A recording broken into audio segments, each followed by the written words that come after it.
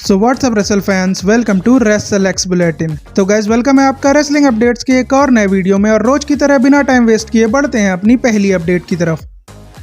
सबसे पहली अपडेट जुड़ी है आसुका से, जिनके रिटर्न प्लान्स के बारे में फाइटफुल सिलेक्ट ने एक मेजर अपडेट शेयर की है, जिसके अकॉर्डिंग इस साल के शुरुआत में WWE आसुका को रेसलमेनिया में रिटर्न करवाने का प्लान कर रही थी। बट ये प्लान्स WWE कभी एग्जीक्यूट नहीं कर पाई, जिसके पीछे का रीजन ये हो सकता है कि आसुका पूरी तरह से उस टाइम फिट नहीं हो पाई थी, जिसकी वजह से रेसलमेनिया में उनका रिटर्न नहीं हो पाया। और अब उनके रिटर्न से रिलेटेड ये अपडेट सामने आ रही है कि WWE ने आसुका के लिए कोई भी रिटर्न प्लान्स रेडी नहीं किए हैं, जो आसुका के फैंस के लिए एक बैड न्यूज है, क्योंकि ये रिपोर्ट अगर सच निकली तो आसुका का रिटर्न इतनी जल्दी हम लोगों को देखने के लिए नहीं मिलेगा। या फिर ऐसा भी हो सकता है कि WWE आसुका का सरप्राइजिंग रिटर्न कराने का प्लान कर रही हो, जिसकी वजह से WWE ने ऐसे झूठे रूमर्स फैलाए हो, ताकि आसुका जब रिटर्न करे तो वो मोमेंट फैंस के लिए एकदम अनएक्सपेक्टेड हो। तो देखते हैं कि समर स्लैम के पहले आसुका का रिटर्न हम लोगों को देखने के लिए मिल पाता है या फिर नहीं।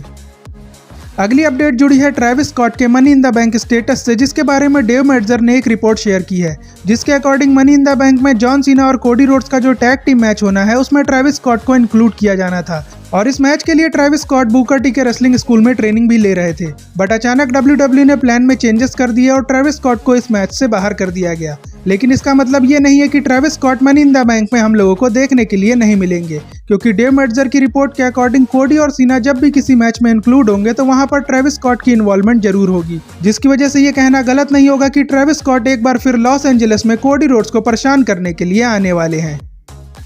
नेक्स्ट अपडेट जुड़ी है WWE और AEW के कंपटीशन से, जिसमें WWE ने अब ये डिसाइड कर लिया है कि वो AEW के शो ऑल इन टेक्सास की बैंड बजाने वाले हैं, क्योंकि 12 जुलाई को AEW का ऑल इन टेक्सास PLE होना है, जिसके लिए AEW काफी टाइम से प्लानिंग कर रही थी और AEW को उम्मीद थी कि ये PLE बड़ा हिट होगा। बट अब लगता है कि ऐसा नहीं होने वाला, क्योंकि WWE ने पहले तो 12 जुलाई को Saturday night main event show announce किया और 13 जुलाई को इवोल्यूशन PLE की अनाउंसमेंट भी कर दी। और अब WWE ने 12 जुलाई की दोपहर के लिए ही NXT का ग्रेट अमेरिकन बैश शो भी अनाउंस कर दिया है, जिसका मतलब यह है कि AEW को अब टीवी रेटिंग्स और टिकट सेल्स में बहुत ज्यादा नुकसान होने वाला है, क्योंकि जिस तरह से अभी WWE के शोज सोल्ड आउट चल रहे हैं, उसे देखकर ये कहना गलत नहीं होगा कि रेसलिंग फैंस AEW के ऊपर WWE के शोज को देखना पसंद करेंगे, जिसकी वजह से AEW के ऑल इन टेक्सास शो को काफी ज्यादा नुकसान उठाना पड़ेगा। और बात अगर कंपटीशन की है तो WWE फैंस ये जानते हैं कि triple H Saturday night main event के लिए काफी तगड़े मैच बुक करने वाले हैं, जो WWE फैंस के लिए काफी बढ़िया बात है।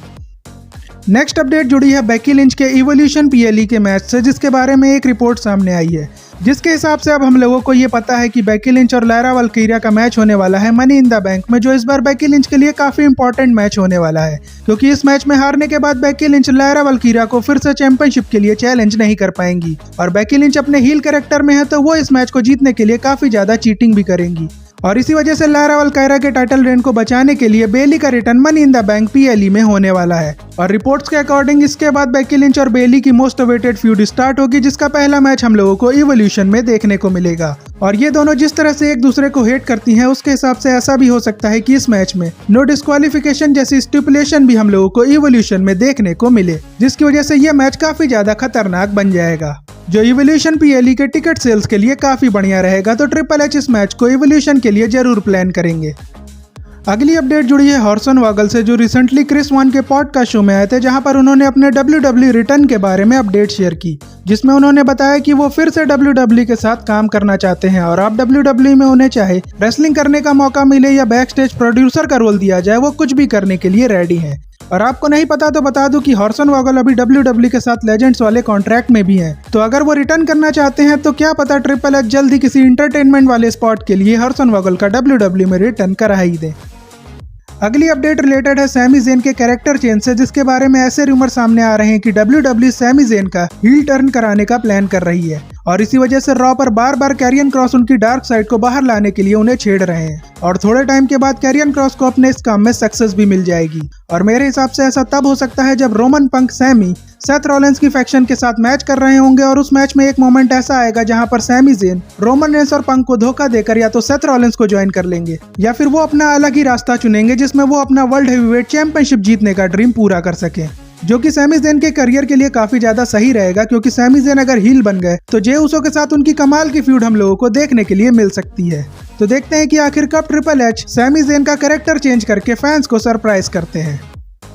अब बढ़ते हैं अपनी फाइनल अपडेट की तरफ, जो रोमन रेंस के रिटर्न से रिलेटेड है। तो गाइज हम लोग ये तो जानते हैं कि रॉ आफ्टर मेनिया के बाद से रोमन रेंस टाइम ऑफ पर हैं और फैंस उनके रिटर्न का काफी टाइम से वेट कर रहे हैं। और प्रीवियस रिपोर्ट की माने तो रोमन रेंस का रिटर्न अगले हफ्ते रॉ के शो पर होना था, बट WWE ने रोमन रेंस को कहीं भी एडवर्टाइज नहीं किया है, जिसकी वजह से उनके अगले हफ्ते रॉ पर आने के चांसेस बहुत ही ज्यादा कम है। लेकिन अब रिपोर्ट्स ऐसी सामने आ रही हैं कि WWE money in the bank PLE में रोमन रेंस का शॉकिंग रिटर्न कराने वाली है। ऐसा इसलिए क्योंकि सेथ रॉलिंस अब money in the bank ladder match के लिए क्वालिफाई कर चुके हैं और हम लोग ये जानते हैं कि ब्रॉन ब्रेकर और ब्रॉन्सन रीड सेथ रॉलिंस को यह मैच जिताने के लिए कुछ भी करेंगे। लेकिन हम लोगों को यह भी पता है कि CM पंक और सैमी ज़ेन सेथ रॉलिंस को रोकने के लिए जरूर आएंगे, और जब वो ब्रॉन ब्रेकर और ब्रॉन्सन रीड को संभाल रहे होंगे और सेथ रॉलिंस लैडर मैच जीतने वाले होंगे, तो वहां पर रोमन रेंस का शॉकिंग रिटर्न हम लोगों को देखने के लिए मिलेगा और रोमन रेंस सेथ रॉलिंस को money in the bank contract जीतने से रोक लेंगे, जिसके बाद रोमन पंक, सैमी और सेथ रॉलिंस की फैक्शन की राइवलरी आगे कंटिन्यू होगी, जिसमें आने वाले टाइम में सैमी ज़ेन के हील टर्न जैसे ट्विस्ट हम लोगों को देखने के लिए मिल सकते हैं।